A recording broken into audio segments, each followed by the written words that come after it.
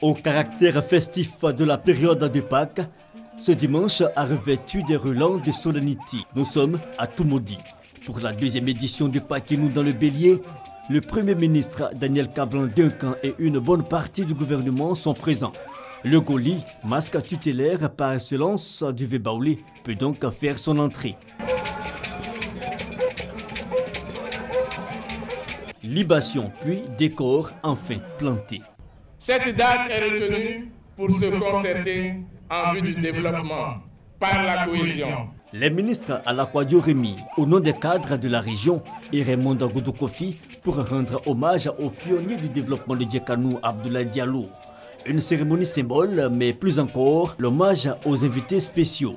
150 chefs venus du Guémon, du Cavali et du Tonkni. Il s'agit de parler du brassage des peuples, surtout qu'à l'ouest vit un important contingent de cultivateurs partis du centre de la Côte d'Ivoire. Tout un peuple est arrivé ici, avec les hommes certes, mais avec sa culture artistique. Ce qui explique bien les brassages entre les peuples. Paquinou 2015, qui place au cœur de sa célébration la fraternité et la cohésion des communautés, ouvre ainsi l'ère d'un processus dynamique. Pâques aux couleurs de la cohésion sociale, l'initiative à l'adhésion du parrain. Je ne peux que saluer à sa juste valeur l'initiative prise par le Conseil régional du Bélier d'engager avec les gardiens de notre tradition, que sont les rois, les chefs de canton et de village, une réflexion profonde sur les initiatives à mettre en place pour renforcer la paix à travers le dialogue, le rapprochement, la fraternisation entre les différentes communautés. Pâques 2015, une manière de penser le développement et pour le matérialiser. La pose de la première pierre du foyer polyvalent de Toumoudi et un planting d'arbres.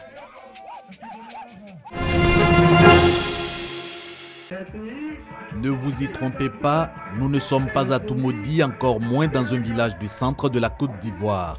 Nous sommes à Abidjan, dans la commune de Yopougon. Ici, loin de leur terre, les partisans de Paquinou ne boudent pas leur plaisir.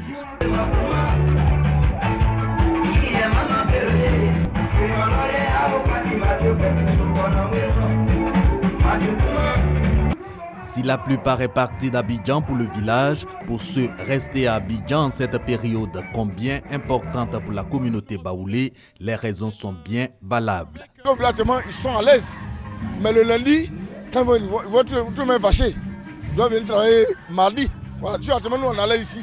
Et pour créer les conditions, tout le monde y a mis du sien. On est venu, ça ne donnait pas trop, mais maintenant ça va, ça marche. Avec les artistes, on met à la disposition de tout ce public qui vont venir, comme on a l'habitude de le faire, pour égayer ce public-là.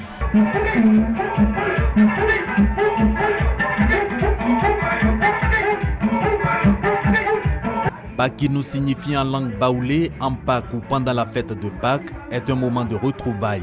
Il est consacré aux réjouissances populaires et à des rencontres d'échange en famille ou en association.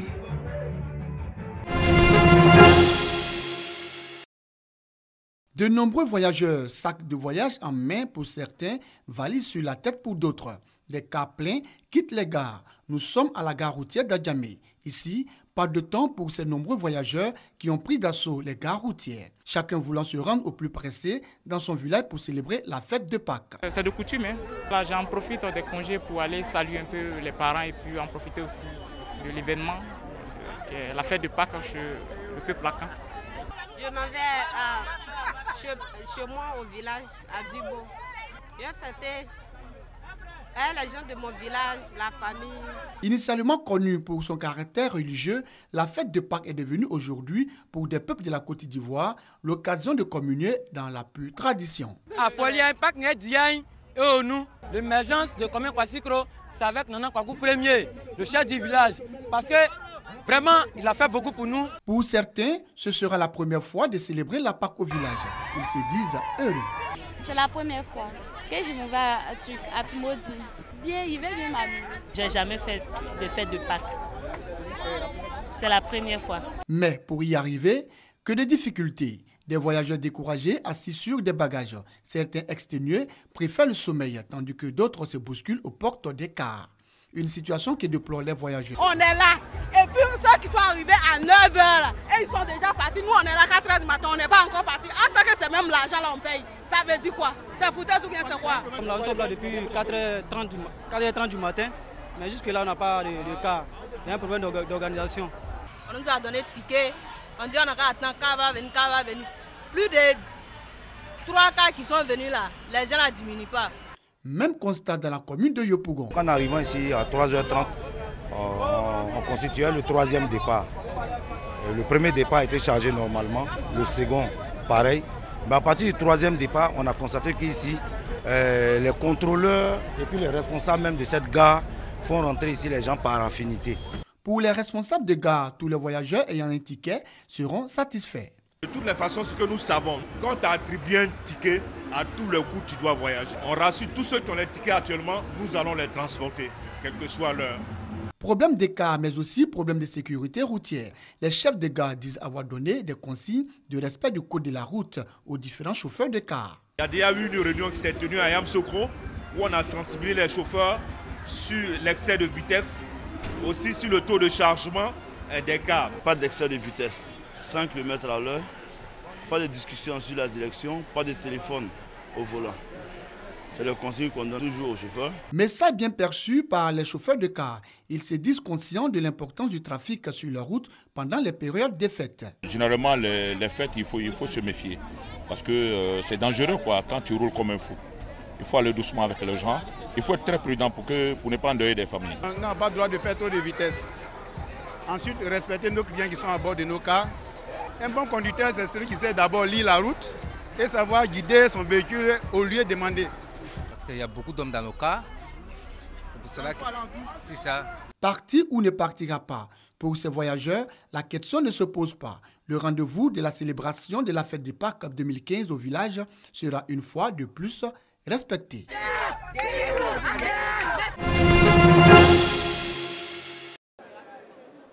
Sahara 2015. Une partie du stand café cacao transformé en champ de cacao, de séchage, de la ferve et de dégustation du chocolat. Le temps pour le conseil café cacao de fêter la résurrection du Christ avec des enfants et des visiteurs.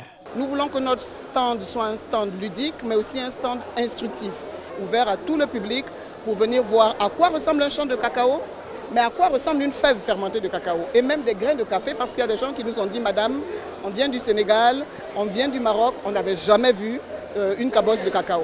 Des enfants dégustant pour la première fois le chocolat, d'autres s'instruisant sur le processus de transformation du cacao en chocolat et les lois liées au secteur café et cacao, le tout dans une ambiance de fête.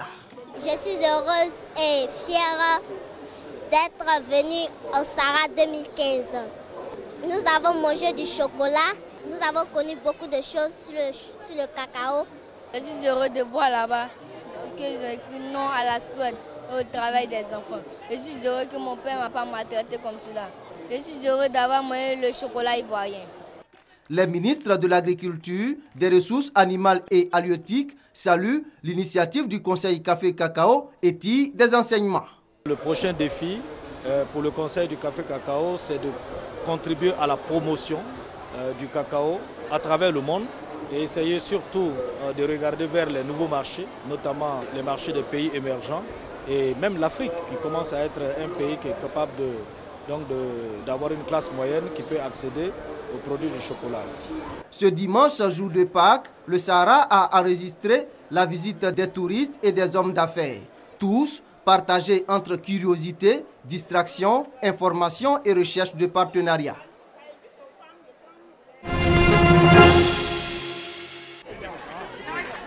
Début avril 2014, des pro-russes s'emparent de bâtiments officiels dans plusieurs villes de l'est de l'Ukraine. Dans les jours qui suivent, ils proclament des républiques populaires à Donetsk et à Lugansk. Une volonté de scission avec le reste de l'Ukraine, quelques semaines après l'annexion de la Crimée par la Russie. Ces rebelles ne reconnaissent pas les pro-occidentaux de Maïdan, arrivés au gouvernement après la chute du président Yanukovych. Le nouveau pouvoir ukrainien est fragile, les autorités cafouillent et tardent à lancer une offensive contre les séparatistes. Pour Kiev, le responsable des troubles ne fait aucun doute, Moscou est à la manœuvre dans l'est du pays. Odessa, le 2 mai dernier.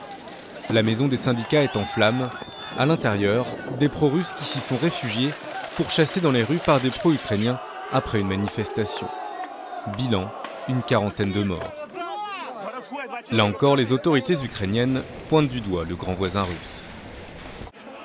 Mi-mai, un référendum est organisé dans les zones rebelles.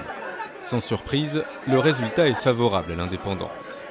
Un vote sans valeur pour Kiev et les Occidentaux. Les séparatistes continuent à gagner du terrain. Les Ukrainiens lancent péniblement une contre-offensive et reprennent le bastion de Slaviansk. Le 17 juillet, le vol MH17 est abattu par un missile.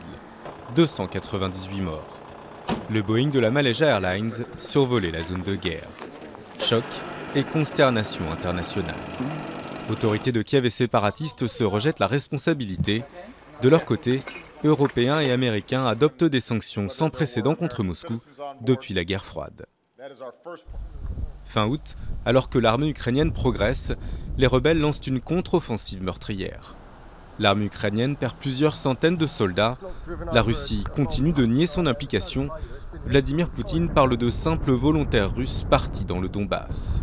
Et quand des parachutistes russes sont capturés en Ukraine, Moscou répond qu'ils se sont égarés par erreur. En colère, les habitants qui sont restés dans l'est du pays vivent une véritable crise humanitaire. Sur le plan diplomatique, les tentatives sont difficiles. Un accord est signé à Minsk en septembre, mais le cessez-le-feu ne tient pas. Les hostilités reprennent de plus belle, notamment autour de l'aéroport de Donetsk. Nouveau sommet en février sous la houlette de François Hollande et Angela Merkel et nouvel accord. Ce qui n'empêche pas les séparatistes de s'emparer de la ville stratégique de Debaltseve. Depuis, la ligne de front est gelée et la trêve est globalement respectée. Mais aucune issue claire au conflit n'est encore en vue.